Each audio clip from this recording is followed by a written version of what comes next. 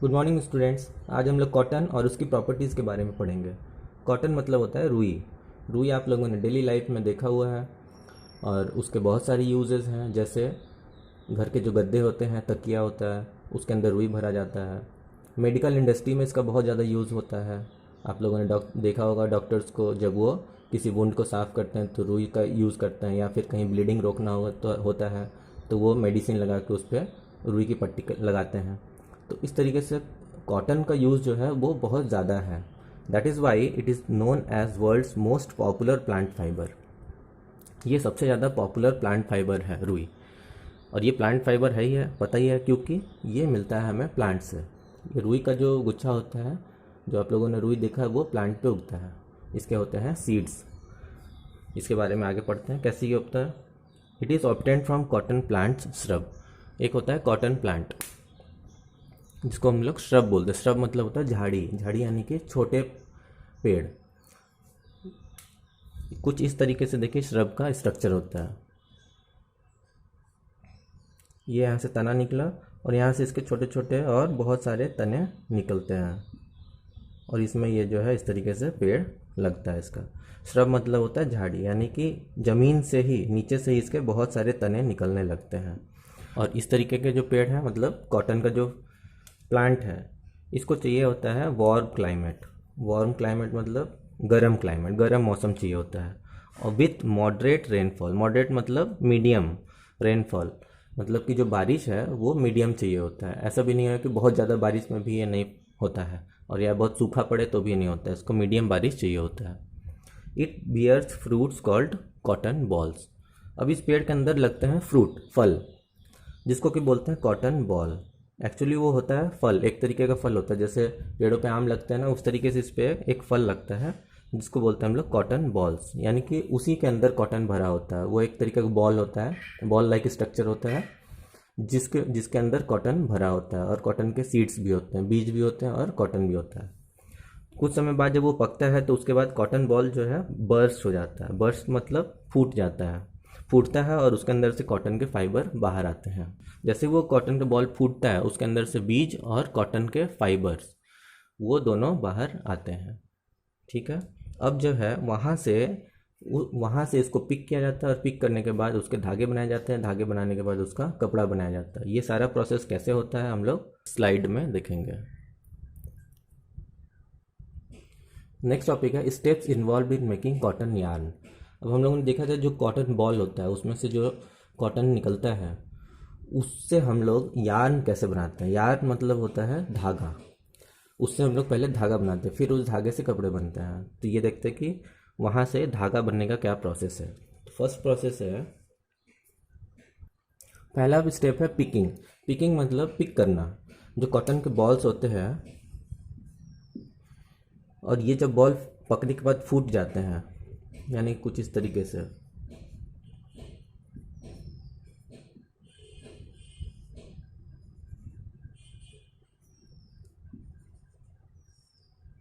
इसके अंदर से इस तरीके से कॉटन भरा होता है सर। अब इस कॉटन को क्या करते हैं, पिक करते हैं, हैंड पिक करते हैं। पहले के ज़माने में हैंड पिक करते मतलब इसको हाथों से इसको निकालते थे इसके अंदर से। लेकिन अब जो है मशीन्स आ गए हैं, अब इसको मशीन की मदद से निकालते हैं। इसी को पहला प्रोसेस यही है कि जो कॉटन बॉल है, कॉटन बॉल पकने के बाद फूट गया, फूटने के बाद इसके अंदर से जो कॉटन, इसके अंदर जो कॉटन भरा हुआ है उसको हम लोग निकालते हैं। निकालने के प्रोसेस को बोलते हैं picking, picking of cotton. Next step है गिनिंग। गिनिंग मतलब कि जो हमने कॉटन निकाला है उसके अंदर से, कॉटन बॉल में से, उसके अंदर सीड्स भी होते हैं। मान लीजिए कि एक कॉटन का गुच्छा है, इसके अंदर क्या होंगे, छोटे छोटे बीज होंगे ढेर सारे। तो अब गिनिंग प्रोसेस के अंदर इस सीड्स को इस कॉटन से अलग किया जाता है।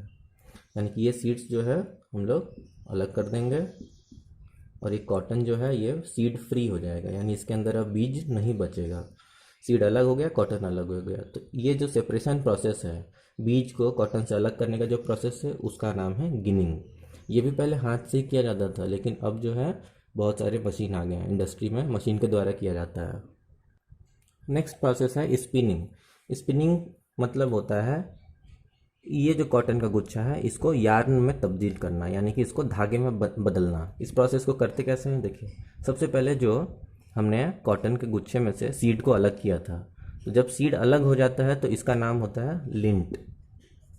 इसको हम लोग बोलते हैं लिंट। अब ये जो लिंट है, कॉटन का गुच्छा है, इसको कॉम्बिंग करते हैं। कॉम्बिंग मतलब कंघी करते हैं। कंघी करने से ये क्या होता है, एक स्ट्रेट हो जाता है, सीधा सीधा हो जाता है। स्ट्रेट जो है बिल्कुल बिल्कुल स्ट्रेट लाइन में अलाइंड हो जाते हैं सारे इसके छोटे छोटे जो रोए होते हैं। अब इन रोए को आपस में क्या किया जाता है, ट्विस्ट किया जाता है, स्पिन किया जाता है, आपस में इसको रोल करते हैं। उसी का नाम है स्पिनिंग। इनको जब आपस में हम लोग रोल करते हैं तो ये एक धागे का रूप ले लेता है, और उसी धागे को बोलते हैं यार्न। उस धागे को स्पिनिंग व्हील से करते हैं।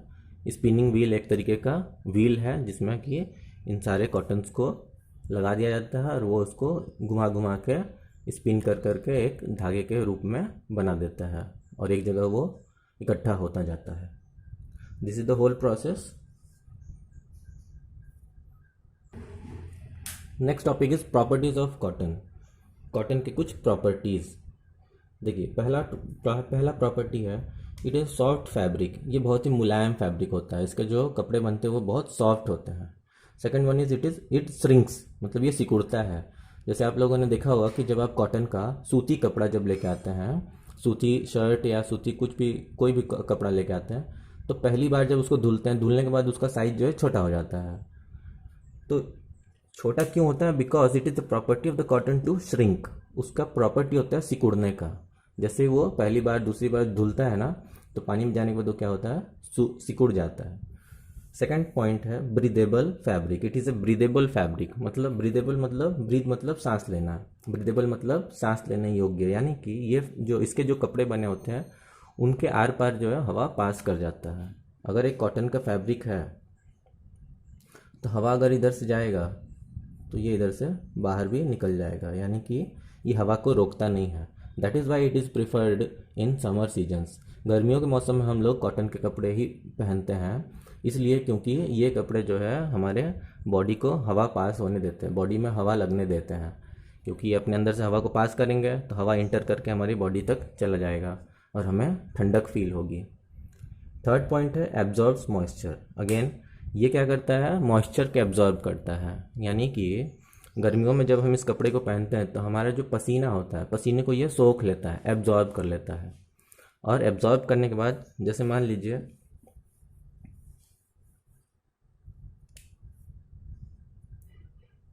यहाँ पे हम पसीना हुआ हमारे बॉडी के अंदर, तो ये क्या करेगा, इसको एब्जॉर्ब कर लेगा, सारा पसीना सोख लेगा, और फिर सोखने के बाद ये इवोपोरेट कर देगा सराउंडिंग में। यानी कि ये पसीना यहाँ से फिर सूख के कहाँ चला जाएगा, सराउंडिंग में चला जाएगा। तो इसके वजह से हमारा जो पसीना है वो शरीर से बाहर भी निकलता रहेगा। तो इन दोनों प्रॉपर्टीज़ की वजह से, ब्रीदेबल प्रॉपर्टी और एब्जॉर्ब इसकी मॉइस्चर एब्जॉर्बिंग प्रॉपर्टी की वजह से ये प्रीफर किया जाता है समर सीजन में पहनने के लिए। फोर्थ पॉइंट है wrinkles easily. It wrinkles easily. Wrinkles का क्या मतलब होता है, रिंकल मतलब होता है कि जिसमें सिकुड़न पड़ जाए। जैसे आप लोगों ने देखा होगा कि कॉटन का शर्ट है, उसको धुलने के बाद जब आप लोग पहनने के लिए निकालते हैं तो पता चला कि वो बिना आयरन किए उसको पहन ही नहीं सकते। क्यों? क्योंकि उसमें सिलवटें बहुत ज़्यादा पड़ जाती हैं, वो सिकुड़ जाता है, तो रिंकलिंग उसको बोलते हैं। तो उसको हमेशा बार बार जब भी धुलते हैं और धुलने के बाद उसको आयरन करने की ज़रूरत पड़ती है। फिफ्थ पॉइंट है डैमेज्ड बाई मोथ्स एंड मिल्ड्यूज़। मतलब डैमेज मतलब ख़राब हो जाता है। अगर ये कपड़ा जो है ये लंबे समय तक अगर हम रख दें तो इसमें कीड़े लगने के चांसेस होते हैं। मोथ्स एंड मिल्ड्यूज़ मतलब इसमें कीड़े लग जाते हैं जो कि इस कपड़े को धीरे धीरे खाने लगते हैं और खा के ख़त्म कर देते हैं। सिक्स पॉइंट है इट इज़ बायोडिग्रेडेबल। बायोडिग्रेडेबल का क्या मतलब है, बायोडिग्रेडेबल मतलब ऐसी चीज़ें जो नेचर के द्वारा डिग्रेड हो जाए, नेचर के द्वारा डिकम्पोज हो जाए। डिकम्पोज मतलब सड़ जाए, गल जाए। यानी कि अगर इसको हम ज़मीन के अंदर गाड़ दें तो ये कुछ समय बाद मिट्टी में मिल जाएगा, डिकम्पोज हो जाएगा, है ना। ज़मीन के अंदर जो बैक्टीरिया होता है, बैक्टीरिया जो इसको खा खा के ख़त्म कर देगा। इसको बोलते हैं बायोडिग्रेडेबल, यानी कि नेचर के द्वारा डिकम्पोज हो जाना। तो ये थे कुछ प्रॉपर्टीज़ ऑफ कॉटन। नेक्स्ट देखते हैं कि इसके यूजेस कहाँ कहाँ पे हैं। Usage of cotton. कॉटन जो है वो यूज़ होता है making clothes. It is use in making cloth, मतलब कपड़े बनाने में यूज़ होता है, सबसे ज़्यादा ये यूज़ उसी में होता है, कपड़े बनाने में। सेकंड है it is use in making bed sheets, जो चादर होते हैं उसको बनाने में, कर्टेन यानी पर्दे बनाने में, टावल्स, टावल्स बनाने में भी यूज़ होता है। अच्छा, टावल्स क्यों बनाते हैं कॉटन का ही? क्योंकि ये इसकी एक प्रॉपर्टी होती है ना, एब्जॉर्ब करने एब्जॉर्बिंग मॉइस्चर, मॉइस्चर एब्जॉर्ब करने की प्रॉपर्टी होती है इसकी। तो टावल इसका इसलिए अच्छा होता है क्योंकि टावल का हम यूज़ ही इसलिए करते हैं ताकि वो हमारे शरीर में लगे हुए पानी को वो सोख ले और हमारा शरीर जल्दी से सूख जाए। That is why it is preferred in making towels. Third point है मेडिकल पर्पस। डॉक्टर्स को आप लोगों ने देखा होगा, घाव साफ करना है तो कॉटन का यूज़ करते हैं, ब्लीडिंग रोकना है तो उस पर भी कॉटन लगा देते हैं, उसमें कुछ ऑइंटमेंट्स वगैरह लगा के कॉटन का यूज़ करते हैं, और भी बहुत सारे यूजेस होते हैं कॉटन के। So this is all about cotton. In the next class we will discuss about another natural fiber, that is jute.